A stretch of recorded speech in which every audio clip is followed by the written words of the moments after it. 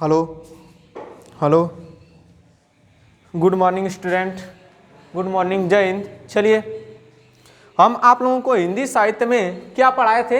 रस पढ़ाए थे। क्या पढ़ाए थे? रस। हमने रस में आप लोगों को क्या क्या पढ़ाया था? हिंदी साहित्य को, हिंदी को कितने भाग में बांटे थे? दो भाग में। कितने भाग में? दो। पहला वाला व्याकरणिक हिंदी, दूसरा वाला साहित्यिक हिंदी। साहित्यिक हिंदी में क्या क्या पढ़ाए थे?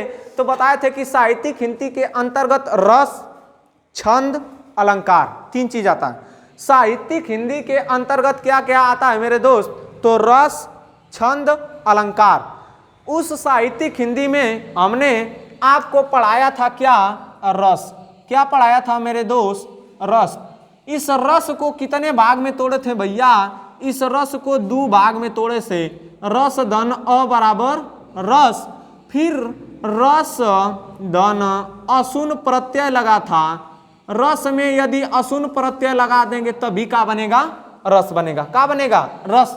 ई वाला मेरे दोस्त हिंदी में तोड़े थे, इस वाले को किस में तोड़े थे? संस्कृत में तोड़े थे। किस में तोड़े थे? संस्कृत में। ठीक है, आगे देखिए। फिर हमने आप लोगों को क्या बताई थी? रस की परिभाषा, रस का शाब्दिक अर्थ। रस का शाब्दिक अर्थ मेरे दोस्त क्या होता है? रस का शाब्दिक अर्थ होता है आनंद। रस का शाब्दिक अर्थ क्या होता है? आनंद।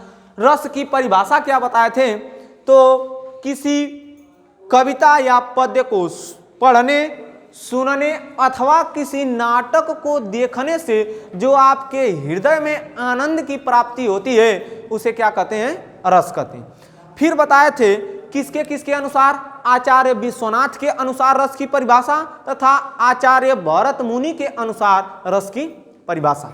आचार्य विश्वनाथ के अनुसार बताए थे आस्वाद्यते असो इति रसा, अर्थात जिसका आस्वादन किया जाए वही मेरे भाई क्या है? रस है। वही मेरे भैया का है? रस। आचार्य भरत मुनि के अनुसार क्या बताए थे? भरत मुनि के अनुसार बताए थे क्या? विभावानुभाव व्यभिचारी संयोगादरस निष्पत्ति, अर्थात विभाव, अनुभाव तथा व्यभिचारी भाव के संयोग से किसकी उत्पत्ति होती है? रस की उत्पत्ति। किसकी उत्पत्ति? रस। अब आप फिर बताए थे भरत मुनि के अनुसार कितना रस बताए थे? भरत मुनि के अनुसार मेरे दोस्त 8 रस बताए थे। अब भरत मुनि के अनुसार कितने अस्थाई भाव बताए थे? तो भरत मुनि के अनुसार कितने अस्थाई भाव बताए थे? 8। कितने अस्थाई भाव? 8। चलिए हम आज आप लोगों को बताएंगे क्या? रस की निष्पत्ति एवं रस की निष्पत्ति एवं उसके साथ में क्या मिलेगा? तो रस की निष्पत्ति कैसे होती है ये बताएंगे, तथा रस के तत्व। आपका अगला टॉपिक बनेगा रस की निष्पत्ति एवं रस के तत्व। देखिए, रस की निष्पत्ति एवं रस के तत्व। रस की निष्पत्ति एवं रस के तत्व। रस की निष्पत्ति एवं रस के तत्व में बताए थे भैया ये रस कैसे बनता है? रस कैसे बनता है ये और देखिए कैसे बनता है। तो रस की निष्पत्ति किससे हुई है मेरे दोस्तों? वेद से हुई है। अब वेदों की संख्या कितनी? 4। वेदों की संख्या कितनी? 4। पहला वाला ऋग्वेद, दूसरा वाला यजुर्वेद, तीसरा वाला सामवेद, चौथा वाला अथर्ववेद, चौथा वाला अथर्ववेद। देखिए प्रत्येक वेद की कुछ न कुछ का है? विशेषता है। कुछ न कुछ क्या है मेरे भैया? विशेषता है। देखिए ऋग्वेद से, देखिए ऋग्वेद से भरत मुनि ने क्या लिया? अभिनव को लिया। क्या लिया? अभिनव को लिया। ऋग्वेद से भरत मुनि ने क्या लिया मेरे दोस्त? अभिनव को लिया। कोई दिक्कत? फिर इसके बाद यजुर्वेद से मेरे भैया क्या लिए? समवाद को लिए। क्या लिए?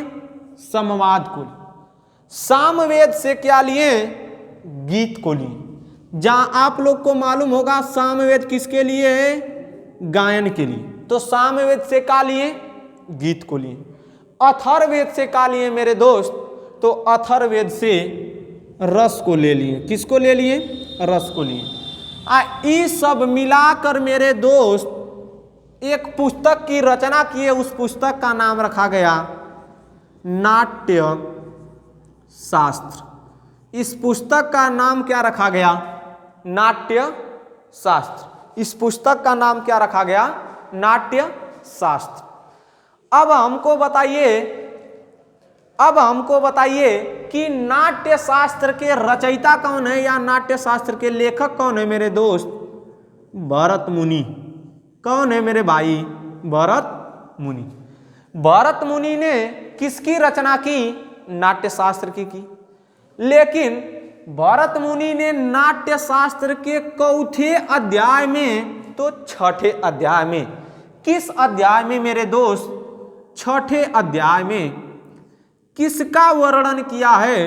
रस शब्द का वर्णन किया है। किस शब्द का? रस शब्द का वर्णन किया है। हमने आपको बताया था कि रस शब्द का सबसे पहले प्रयोग कहाँ मिला था? यजुर्वेद में कि ऋग्वेद में कि किस वेद में? आप लोग बताइएगा। हमको कुछ नहीं मालूम है, बताएंगे ही नहीं, जानते भी रहेंगे तब। अब देखिए, रस की निष्पत्ति या रस की उत्पत्ति किससे हुई? वेदों से। ऋग्वेद से क्या लिया गया मेरे दोस्त? अभिनव। यजुर्वेद से क्या लिया गया? संवाद। सामवेद से क्या लिया गया? गीत। अथर्ववेद से क्या लिया गया? रस। इसको मिलाकर एगो अलग पुस्तक की रचना की गई। इस पुस्तक का नाम नाट्य शास्त्र। तो नाट्य शास्त्र को भी पांचवा वेद कहते हैं। नाट्य शास्त्र को कौन सा वेद कहते हैं मेरे दोस्त? पांचवा वेद कहते हैं। कौन सा वेद? पांचवा वेद। यदि कभी परीक्षा में आपसे पूछ दे कि पांचवा वेद किसे माना जाता है, तो नाट्य शास्त्र। नाट्य शास्त्र के रचनाकार कौन है? भरत मुनि। कौन है? भरत मुनि। नाट्य शास्त्र के चौथे अध्याय में रस शब्द का वर्णन मिलता है, तो छठे अध्याय में। किस अध्याय में? छठे अध्याय में। ये था क्या मेरे दोस्त? रस की निष्पत्ति। ये क्या थी? रस की निष्पत्ति या उत्पत्ति। रस की निष्पत्ति या उत्पत्ति। रस की निष्पत्ति या उत्पत्ति में आप लोगों को मैं आशा करता हूं कि कोई परेशानी नहीं होगी। जल्दी से भैया स्क्रीनशॉट लेना हो तो स्क्रीनशॉट लीजिए, फिर इसको हम मिटाकर रस के तत्व पढ़ाएंगे। ठीक है? क्या करेंगे? रस के तत्व पढ़ाएंगे। चलिए जल्दी से। आपको अगला क्या पढ़ना है मेरे भाई? रस के तत्व। मेरे भाई एवं बहनों, अगला टॉपिक आपको मिलेगा रस के तत्व। मेरे भैया देखिए, रस के तत्व कितने होते हैं? तो रस के तत्व मेरे दोस्त 4 होते हैं। कितने होते हैं? रस के तत्व 4 होते हैं। पहला वाला, दूसरा वाला, तीसरा वाला, चौथा। रस के तत्व में देख लीजिए, पहला वाला मिलेगा आपको अस्थाई भाव, दूसरा वाला मिलेगा विभाव, तीसरा वाला मिलेगा अनुभाव, चौथा वाला क्या मिलेगा मेरे दोस्त? संचारी भाव। क्या मिलेगा? संचारी भाव। सबकी संख्या देख लीजिए। अस्थाई भाव की संख्या मेरे दोस्त 9 है। पूछे कि भरत मुनि के अनुसार अस्थाई भाव की संख्या 8। विभाव की संख्या कितनी है? बता दीजिए जल्दी से। विभाव की संख्या आप लोग बता दीजिए अगर जानते हैं तो। विभाव की संख्या मेरे दोस्त 2 है। विभाव की संख्या 2। अनुभाव की संख्या 4। अनुभाव की संख्या 4। फिर इसके बाद आपको क्या मिलेगा? अनुभाव की संख्या 4। संचारी भाव की संख्या 33। संचारी भाव की संख्या 33। आगे देखिए, अस्थाई भाव के लिए आपको एक परिभाषा बताता हूं या एक पद्य है, देख लीजिए अस्थाई भाव के लिए। ठीक है, क्रोध शोक उत्साह रति हास घृणा निर्वेद भय विस्मय वात्सल्य 10 भाव अस्थाई भेद। उसमें से कुछ निकाल दीजिएगा, काम हो जाएगा। जो 8 गो या 9 गो हैं उसमें से देख लीजिए, पहला वाला क्रोध अस्थाई भाव देखते हैं। पहला वाला क्रोध शोक उत्साह रति हास घृणा निर्वेद, शांत रस का स्थायी भाव निर्वेद, भय विस्मय। जोड़ लीजिए मेरे दोस्त, 9 ठो हो जाएगा। पहला वाला देखिए 1 2 3 4 5 6 7 8 9 हो गया। अस्थाई भाव की संख्या पूछेगा आपसे तो कितना बताना है? 9। अब कहेंगे कि अस्थाई भाव क्या होता है, तो अस्थाई भाव वे भाव होते हैं जो किसी नायक नायिका श्रोता पाठक के मन में सुषुप्तावस्था में विद्यमान रहते हैं, परंतु उचित समय आने पर, कैसा समय आने पर? उचित समय आने पर वह उद्दीप्त हो जाते हैं या जागृत हो जाते हैं। उसे क्या कहते हैं? अस्थाई भाव कहते हैं। उसे क्या कहते हैं मेरे भैया? अस्थाई भाव। अस्थाई भाव की संख्या कितना है? 9। परंतु भरत मुनि के अनुसार अस्थाई भाव की संख्या कितना? 8। भरत मुनि के अनुसार अस्थाई भाव की संख्या कितना है? 8। चलिए देख लेते हैं विभाव।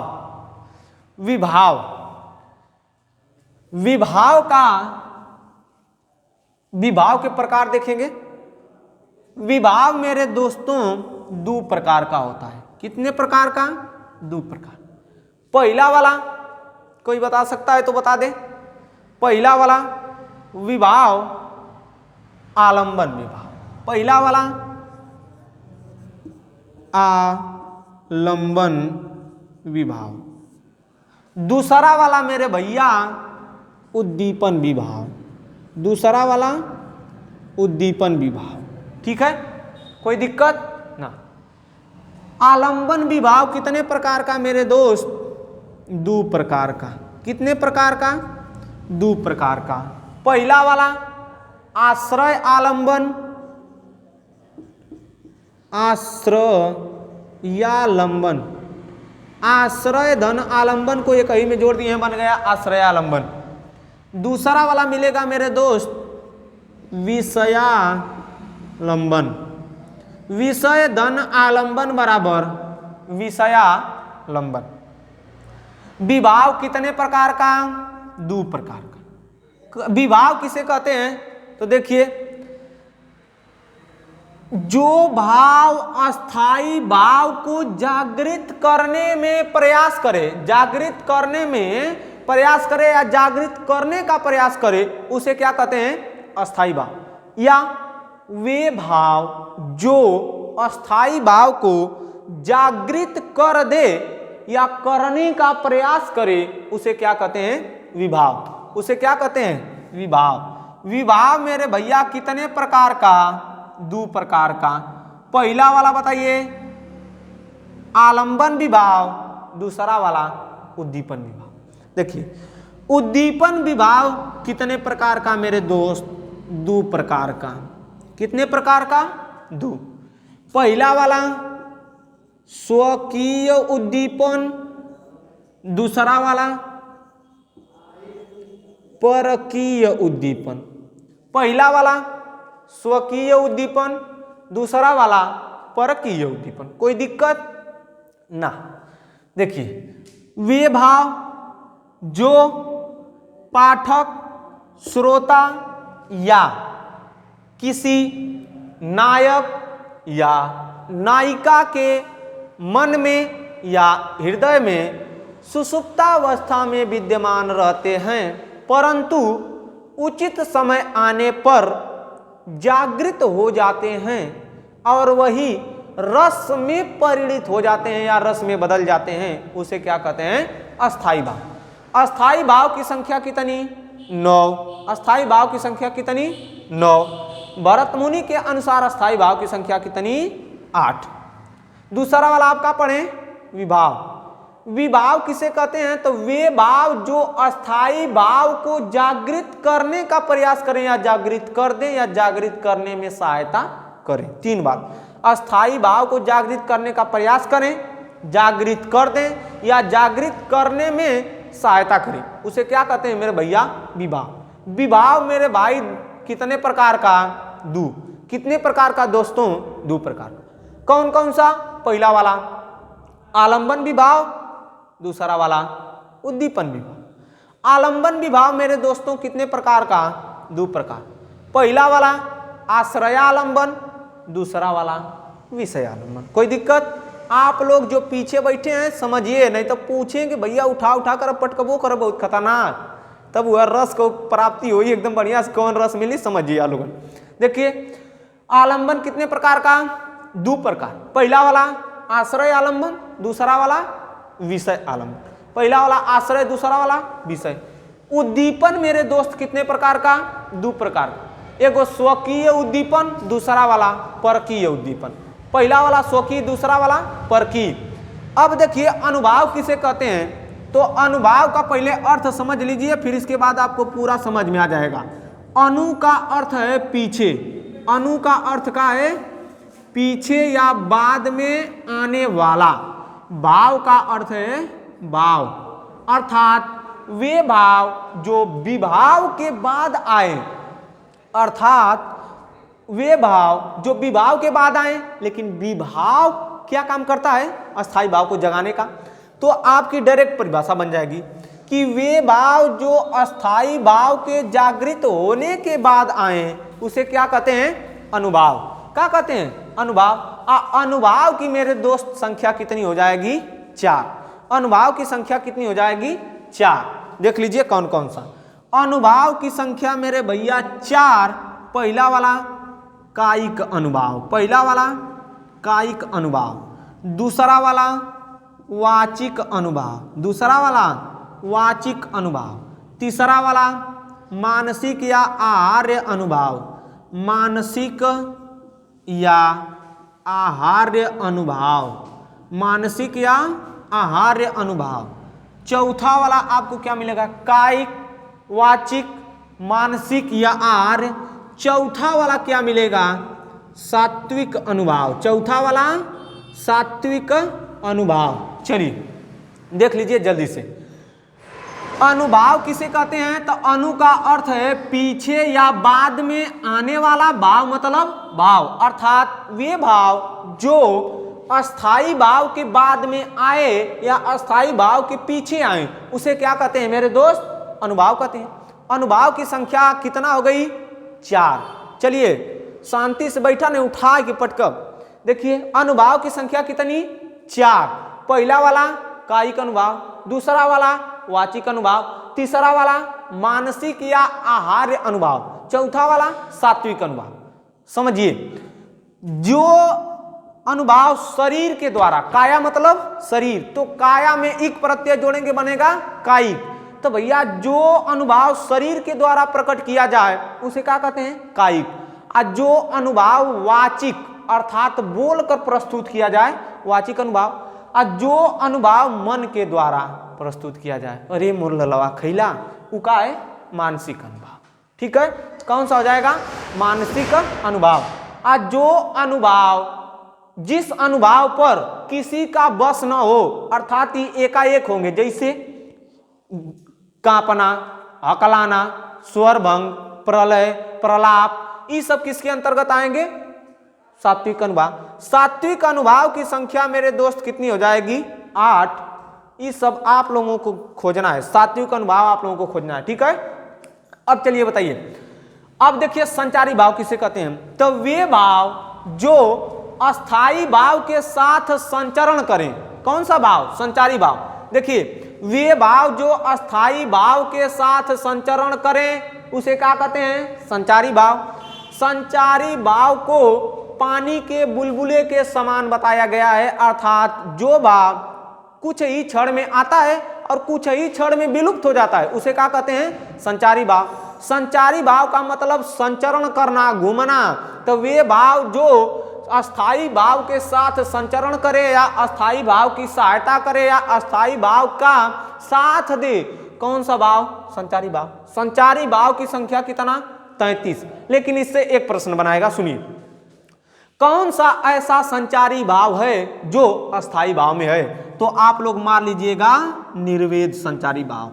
कौन सा संचारी भाव? निर्वेद नामक संचारी भाव अस्थाई भाव में प्रयोग किया जाता है। निर्वेद किस रस का अस्थाई भाव है मेरे दोस्त? कमेंट में बता दीजिएगा, इंतजार करूंगा आप लोगों के जवाब का। अगला देखिए, और ही पूछेगा कि छल नामक, एगो आए हैं आचार्य भानुदेव। आचार्य भानुदेव ने छल नामक संचारी भाव को जोड़ा है। कौन से? छल नामक संचारी भाव को किसने जोड़ा है? तो आचार्य भानुदेव ने जोड़ा है। ठीक है, आशा करता हूं कि आप लोगों को ये पूरा समझ में आया होगा। इसके बाद हम लोग कहां बढ़ेंगे? आगे बढ़ेंगे, परंतु अगले दिन उद्दीपन आश्रय को और विषय को, स्वकीय को और परकीय को मैं डिफाइन करने का प्रयास करूंगा, क्योंकि अगर आप लोगों को पढ़ने के लिए काम नहीं दूंगा तो आप लोग पढ़े उड़ेंगे नहीं। आप लोग आश्रय, विषय, स्वकीय, परकीय इतना पढ़कर आइएगा। कायिक, वाचिक, मानसिक, सात्विक, 3 को पढ़कर आइएगा। सात्विक की जिम्मेदारी मेरी। फिर इसके बाद संचारी भाव में 33 संचारी भाव आप लोग देख कर आएंगे। कौन सा संचारी भाव किस में प्रयोग किया जाता है ये ज्यादा पूछेगा नहीं, लेकिन बता दूंगा। फिर इसके बाद बोले थे अस्थाई भाव। अस्थाई भाव, इस भावों का रस देख कर आइएगा। ठीक है, इस भावों का पूरा रस पूछूंगा और ये आप लोग क्या करेंगे बताएंगे। ठीक है, अब आप लोग क्या कर सकते हैं? आराम से उठिए, जा सकते हैं। किसी को दिक्कत हो तो एक बार पूछ सकता है। ठीक है, कोई दिक्कत? आप लोग बताइए, हो जो आगे बैठे हैं। छोड़ दें? चलिए आज के लिए बस इतना ही, मिलेंगे अगले एपिसोड में। जय हिंद।